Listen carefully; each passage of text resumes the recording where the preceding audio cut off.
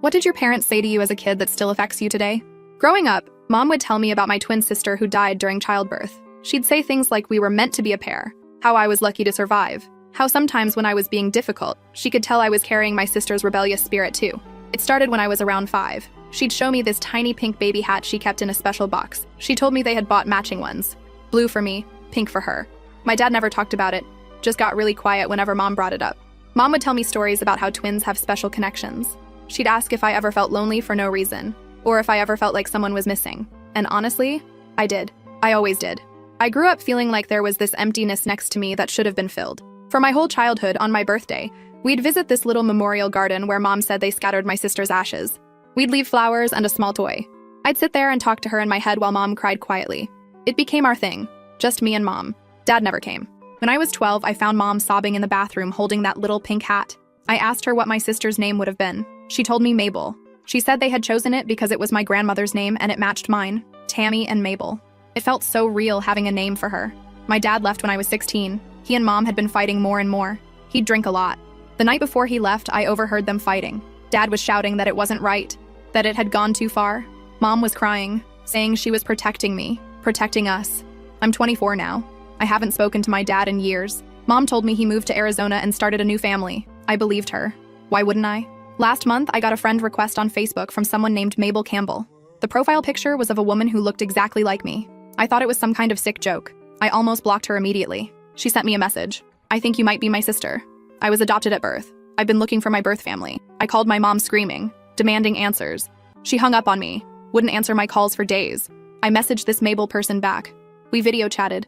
It was like looking in a mirror. She had the same birthmark on her left shoulder that I have. Same weird double-jointed thumbs, same laugh. She told me she'd been raised by a couple in Oregon, loving parents. They'd always been open about her being adopted. When she turned 22, she requested her adoption records and found out she was a twin. She'd been searching for me ever since. I didn't want to believe it. How could this be true? How could my entire life be built around a lie this massive? I drove to my mom's house. I hadn't done that in months. We usually just talked on the phone. When I got there, I found her place empty.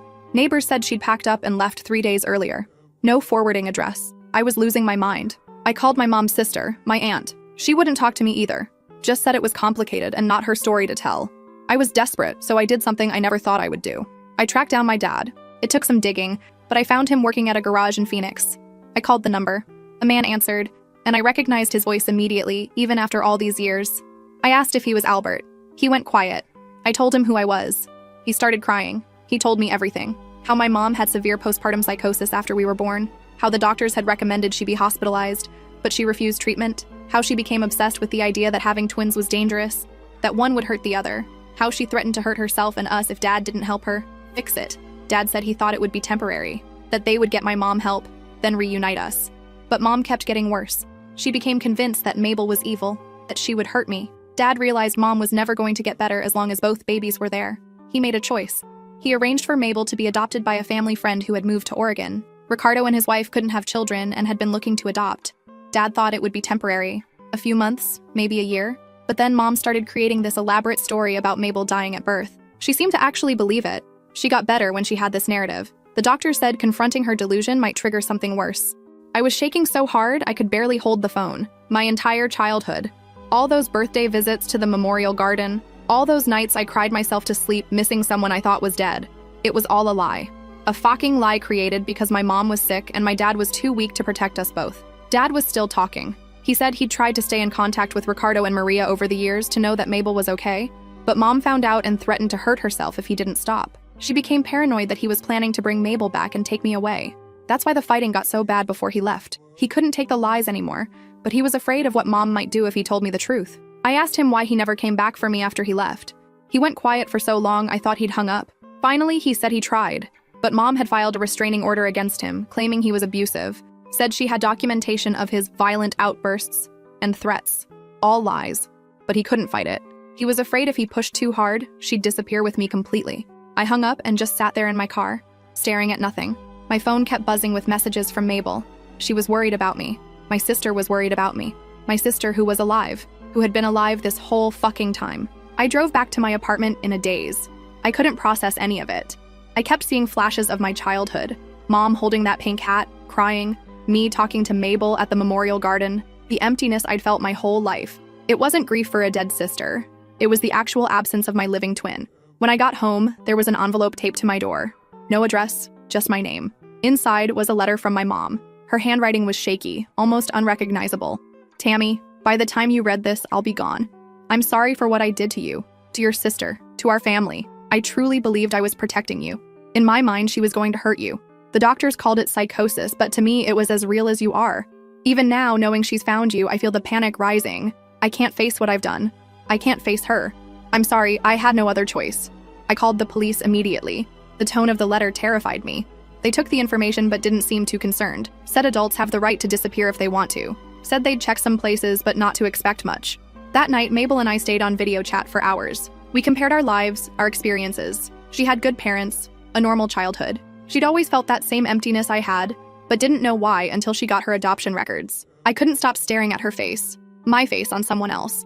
It was surreal and beautiful and heartbreaking all at once. As we talked, I realized something else was bothering me. That little pink hat Mom had kept all these years. If Mabel hadn't died, where did it come from? Why would Mom have it? I mentioned this to Mabel, and she went quiet. Then she said, "My parents gave me a blue baby hat when I turned 18. They said it was what I was wearing when they got me." I felt sick. If Mabel had the blue hat and Mom had the pink one, did that mean Mom had switched our identities? Was I actually Mabel? Was my entire identity a lie too? I couldn't sleep that night. I kept thinking about Mom's letter, that cryptic line about having no other choice. What did that mean? Where was she? What was she planning to do? The next morning, I got a call from a hospital 2 hours away. They'd found my mom. She'd checked herself in under a false name and taken an overdose of sleeping pills.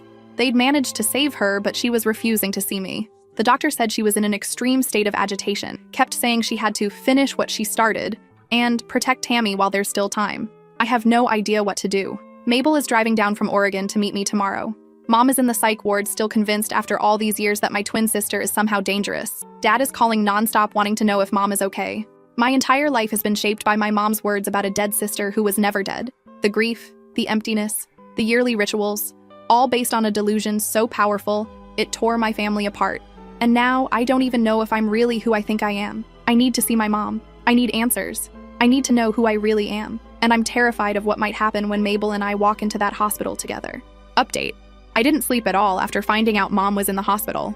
I kept thinking about her letter, that line about having no other choice. The doctors told me she was physically stable but mentally in crisis. They were keeping her on suicide watch and had her heavily sedated. I spent the whole day before Mabel arrived just pacing my apartment, chain smoking on the balcony, a habit I'd quit 3 years ago but suddenly desperately needed. I couldn't focus on anything. I kept opening my phone to look at Mabel's pictures, comparing them to mine. We were identical, not just similar, the same person in different clothes. How could Mom have maintained this lie for 24 years? How fucking broken does your mind have to be to convince yourself one of your children is dead? Dad kept calling. I answered sometimes, ignored him other times. He was frantic about Mom, begging me to keep him updated. I was so angry with him I could barely speak. 24 years. He let this happen for 24 years. I know he was in an impossible situation with Mom's mental illness, but he left me with her. He left me alone with a woman who was so delusional she invented a dead twin. I told him Mabel was coming. He broke down crying again, asking if he could come too. I told him not yet. I couldn't handle both reunions at once. I needed to meet my sister first. My sister. The words felt strange in my mouth. I'd spent my whole life talking to a ghost, and now she was driving down Interstate 5 toward me. Mabel arrived around noon the next day. I was standing in my apartment parking lot when her car pulled in. We'd agreed to meet there rather than at the hospital. We needed time together first. I saw her through the windshield and my heart actually stopped for a second. She parked and got out slowly, like she was afraid any sudden movement would scare me off. We just stood there staring at each other.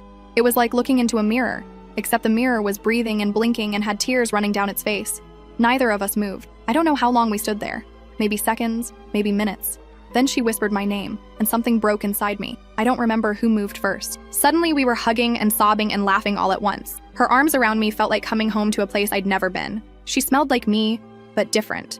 Different shampoo, different laundry detergent, but underneath, the same. The exact same. We went up to my apartment and just talked for hours, comparing everything. Our favorite foods, both hate olives, allergies, both get hives from cheap metal jewelry, weird habits, both sleep with a pillow between our knees. We showed each other our driver's licenses, laughing at how different our signatures were. Hers was neat and curvy. Mine was a chaotic scrawl. It was like finding the other half of myself. All those years feeling incomplete. It wasn't grief. It was literally missing half of who I was supposed to be. But underneath the joy was this current of rage. Every time I looked at Mabel, I thought about what Mom had stolen from us. All the birthdays, all the fights and makeups, all the stupid twin games we could have played on people. All gone because Mom's broken mind decided one of us was dangerous. We decided to visit Mom together that evening. The hospital had called to say she was more lucid, though still refusing to see me. They thought maybe if I just showed up, she might agree to talk. They didn't know I was bringing her worst nightmare with me. On the drive to the hospital, Mabel told me more about her adoptive parents, Ricardo and Maria. They sounded wonderful, stable, loving people who had given her a normal life. They'd moved back to Oregon from Mexico just before the adoption. They had no idea about Mom's psychosis. Dad had just told them he and Mom couldn't keep both babies for personal reasons. They'd stayed in occasional contact with Dad until Mom found out. Mabel had found Dad first about 6 months ago. That's how she got my name and was able to find me online. Dad had begged her to wait, saying he needed to prepare Mom, needed to find a way to tell me. But Mabel got tired of waiting. She wanted to know her twin. I couldn't blame her. At the hospital, we decided Mabel would wait in the car while I went in first. We didn't want to shock Mom too badly. The psychiatric unit was depressing. Beige walls, fluorescent lights, the smell of disinfectant barely covering something worse. The nurse led me to Mom's room, warning me she was still fragile. Mom looked small in the hospital bed. Her hair was tangled, face pale. She had an IV in one arm and restraint cuffs on both wrists, though they weren't currently attached to anything. Hospital protocol after a suicide attempt, the nurse explained. She started crying immediately, saying she was sorry. She never meant for me to find out this way. I sat in the chair next to her bed, my heart pounding so hard I thought it might break my ribs. I wanted to scream at her, to shake her until her teeth rattled, but she looked so broken already. I asked her why. Just that, why? She turned her face away, staring at the wall. She said the doctors had tried to explain it to her over the years. Postpartum psychosis, severe delusions, paranoid thinking, but none of that explained how real it had felt. How she could still close her eyes and see baby Mabel's face twisted with rage, tiny fingers reaching for my throat. I felt sick hearing this. She described hallucinations of my infant sister trying to strangle me. Said sometimes she'd wake up in the night and see Mabel standing over my crib, even though Mabel wasn't there. Said the voices told her only one twin could survive. That's how it worked with identical twins. One always tried to absorb the other. I asked her about the hats. The blue one Mabel had, the pink one Mom kept. She looked confused. Said they'd always been that way. Blue for me, pink for Mabel. I was Tammy, Mabel was Mabel. At least she hadn't switched our identities. That was one small mercy. I took a deep breath and told her Mabel was here. She went completely still, like a rabbit spotting a hawk. Then she started screaming. Not words, just this horrible, high-pitched sound. She pulled against the restraints so hard the IV ripped out of her arm. Blood splattered across the white sheets. Nurses rushed in. They pushed me out of the room while they sedated her. I stood in the hallway shaking, listening to my mother scream that the evil one was coming to kill me, that she had to save me, that she'd rather die than let Mabel near me. I stumbled back to the car where Mabel was waiting. She took one look at my face and started crying. I told her what happened. We sat there, holding hands across the center console, while Mom's screams echoed in my head. The hospital called the next morning. Mom was awake but heavily sedated. She was asking for me, just me. The doctor strongly advised against bringing Mabel. He said Mom's delusion about Mabel being dangerous was fixed and unshakable. Confronting her with the real Mabel might push her over an edge she couldn't come back from. Mabel and I talked it over in my apartment. She was hurt but understood. She'd waited 24 years to find me. She could wait a little longer for Mom. We agreed I'd go alone, try to talk to Mom calmly, see if there was any part of her that could be reasoned with. When I got to the hospital, Mom was sitting up in bed. They'd moved her to a different room with no windows and nothing she could use to hurt herself. She looked almost normal, just tired and sad.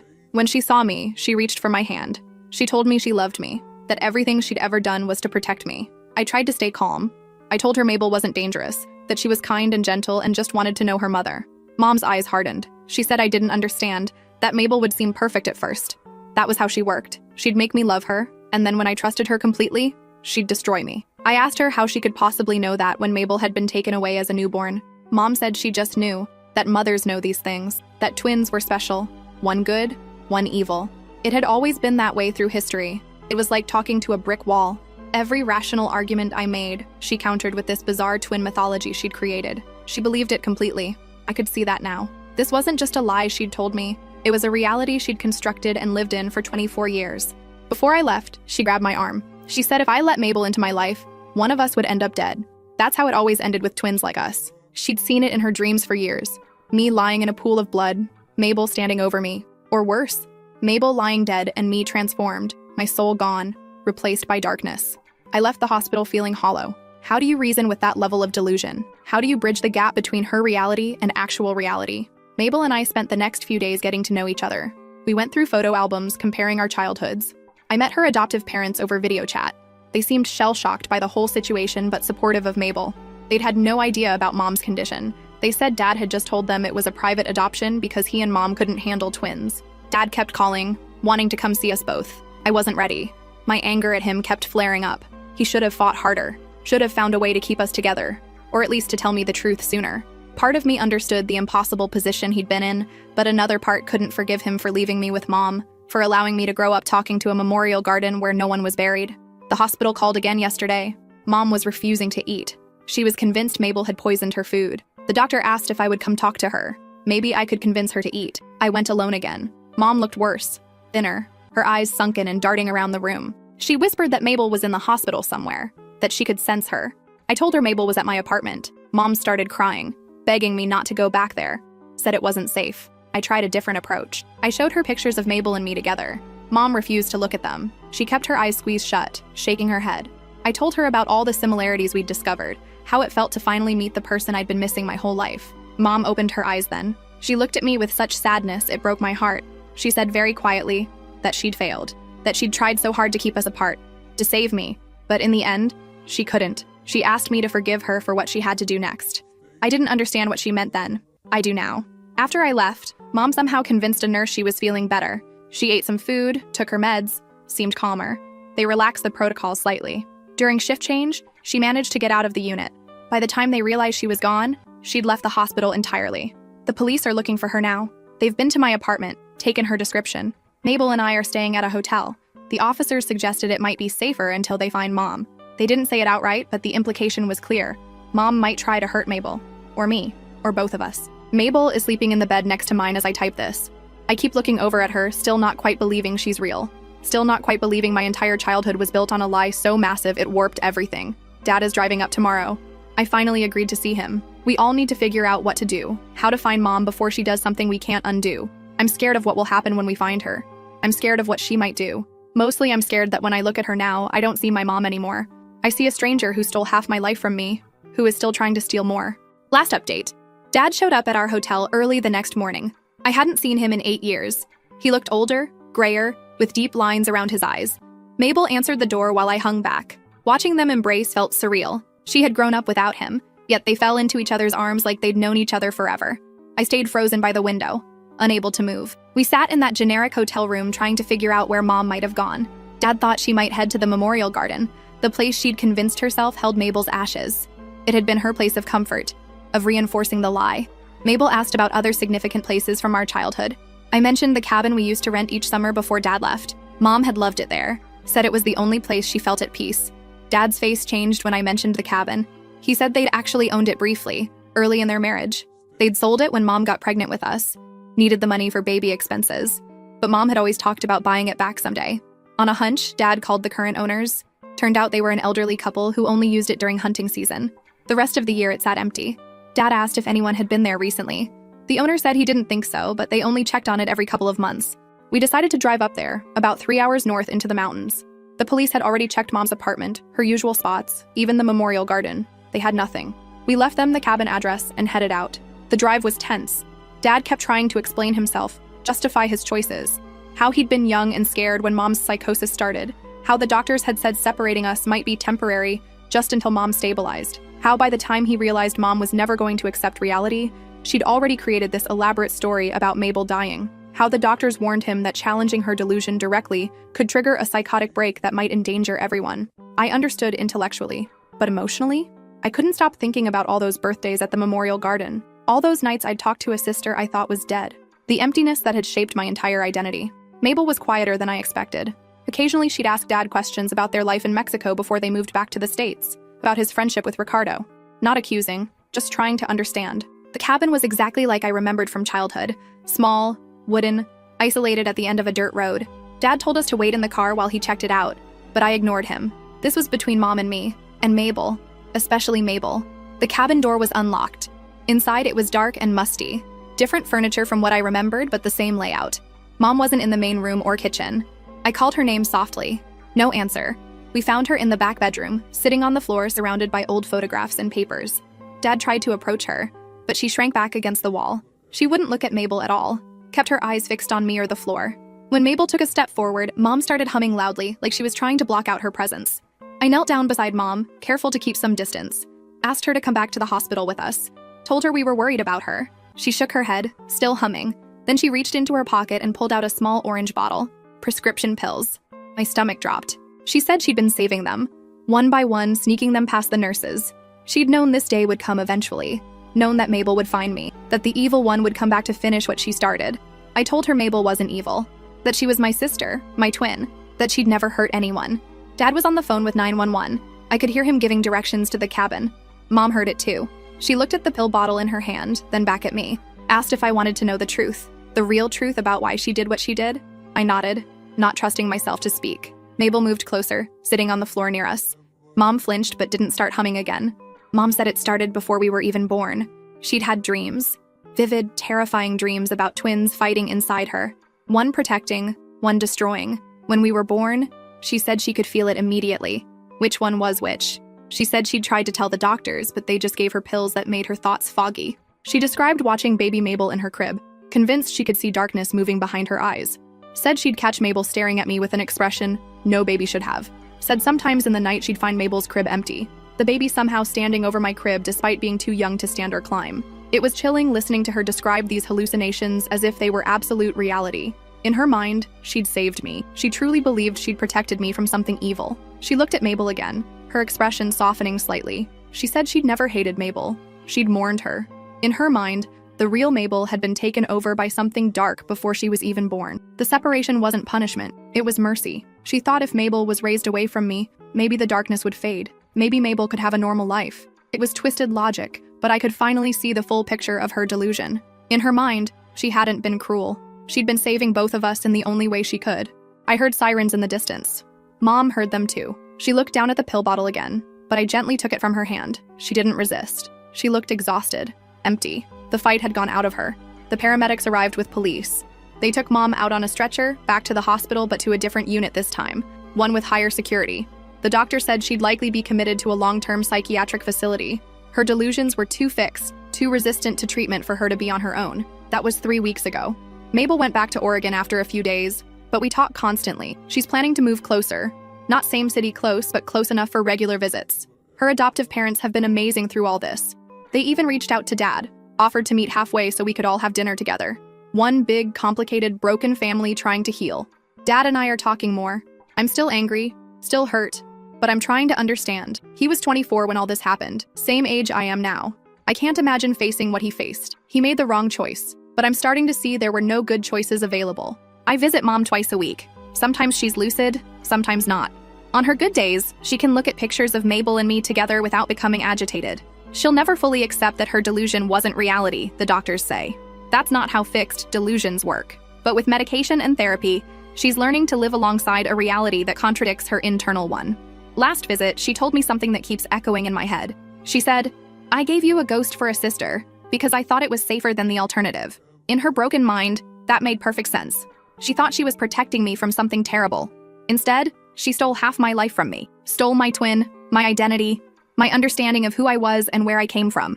All those years I felt incomplete. I was incomplete. The worst part is she'll never fully understand what she did, never fully grasp the magnitude of what she took from us. Mabel and I are planning a trip together, just the two of us. We're trying to make up for lost time, though we know we can never get those 24 years back. Sometimes I still wake up thinking it was all a dream, that Mabel is still just a ghost I talk to in my head. Then she'll text me something only a twin would understand, and I remember she's real. She's alive. She's been alive this whole time. Dad told me recently that he used to take me to visit Mabel secretly when I was very young, just a few times before Mom found out and threatened to hurt herself. I was too young to remember. He has one picture of us together as toddlers, just before the visits stopped. We're holding hands, wearing matching overalls. I look happy, normal. Not like a child who would grow up talking to a memorial garden. I asked Mabel if she remembered those visits. She didn't. We were too young. Another thing Mom stole from us, even the memory of knowing each other. The doctors say Mom's condition was rare, but not unheard of. Postpartum psychosis affects a small percentage of new mothers, and in some cases, it can develop into long-term delusional disorder if not treated properly. Dad should have insisted on treatment. The doctors should have recognized the severity sooner. The system failed all of us.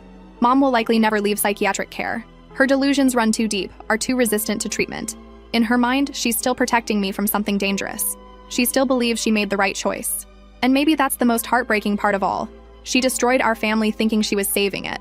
The last time I visited Mom, she was having a relatively good day. She looked at a picture of Mabel and me together without flinching. Then she said something that gave me a tiny sliver of hope. She said, "You look happy together. Not afraid, not worried. Just an observation. A small crack in the delusion, maybe. A tiny ray of light."